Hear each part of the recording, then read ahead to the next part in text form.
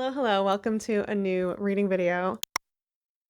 If you missed my last video, I did just finish reading Lord of the Rings, Fellowship of the Ring. So I am going to take a break from that trilogy, let myself mood read. I'm currently in the middle of one book, and that is Lucky You by Hiaasen. This is actually not something I would typically pick up. It's something that was recommended to me from a friend. It's literary fiction, but with like a lot of satire. It takes place in Florida. I'm halfway through on that. It's a little long. It's about 460 pages. I am listening to the audio. I'm still trying to figure out what direction the plot is going. Other than that, I'm planning to just kind of go with the flow the next few days. I do have some social plans as well as, of course, just regular weekend chores. I don't think I'll be having a lot of time to physically sit down and check back in throughout the weekend, but I will revisit at the end of the video to give final wrap-up thoughts on whatever I do happen to pick up. I have a few holds in at the library that I can pick up this weekend as well, so I'm excited for that. I hope you enjoy coming along with me for the next few days and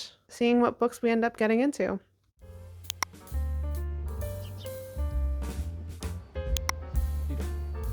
Although he hadn't the foggiest clue who the Black Tide was, Bodhi gave the full weight of his authority to wild speculation. This kept his mind busy, his spirits up, and Shiner hung on every word. Job was not.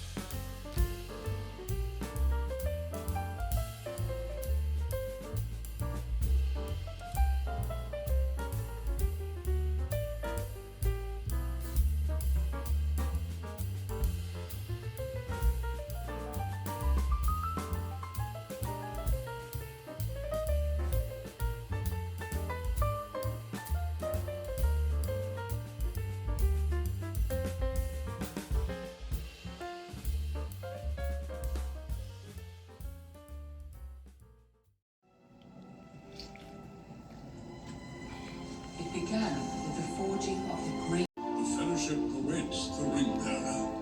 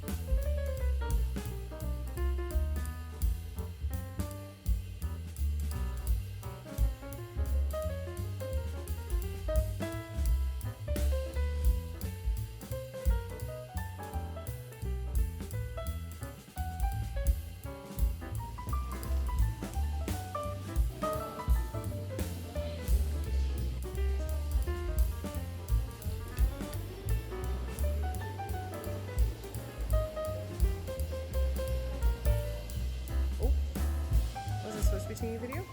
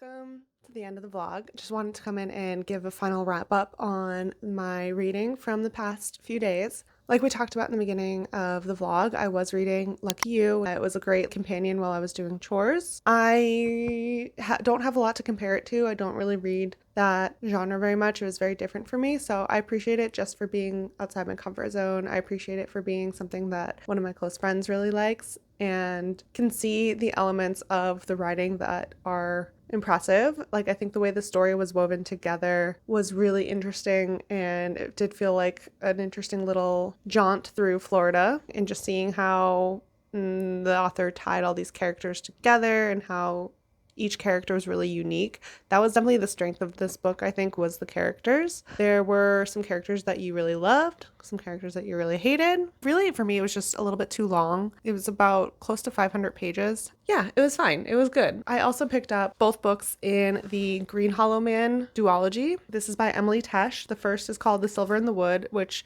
I had heard, I think it was recommended maybe on a random TikTok. I haven't really heard anyone talking about these books, and I didn't even realize that it's a part of a duology. The second is called Drowned Country. I would say I really liked Silver in the Wood. It was very atmospheric. It really uses the setting to its advantage. There's a lot of different kind of folklore creatures that made it very interesting. And there's just a hint of queer romance. And that was just a nice little touch to the story. I found it really charming. I loved Drowned Country. This was such a solid installment. It took that hint of a romance from the first book and turned it into this second chance yearning romance. I loved that. Felt like it upped the tension just a bit in the plot as well, and the setting. It dealt with various creatures again. I liked seeing how it again kind of came all together in the end. It felt like a really nice conclusion to what was a tense but charming story. There's also a bit of wittiness to it. There is a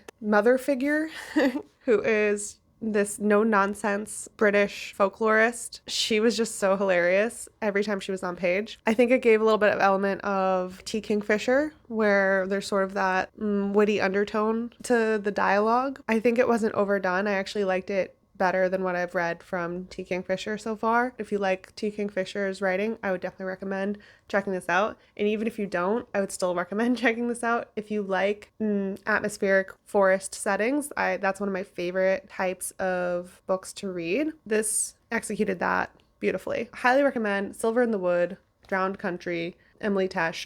I think Silver in the Wood's about 100 pages and Drowned Country is about 150 pages. So it's definitely well worth the time. If I had any complaints about the other book for being too long, I have higher praises for this for being shorter. If you can wrap up a story and provide strong characters, atmosphere, etc. within a short page count, I'm all in. If that speaks to you, definitely pick these up. With that, if you've made it this far in the video, thank you so much for watching. If you have any comments or thoughts, please leave them down below, or just leave a tree emoji for our tree man on the cover of Silver in the Wood. So I'll see you in the comments, or I'll see you in another video.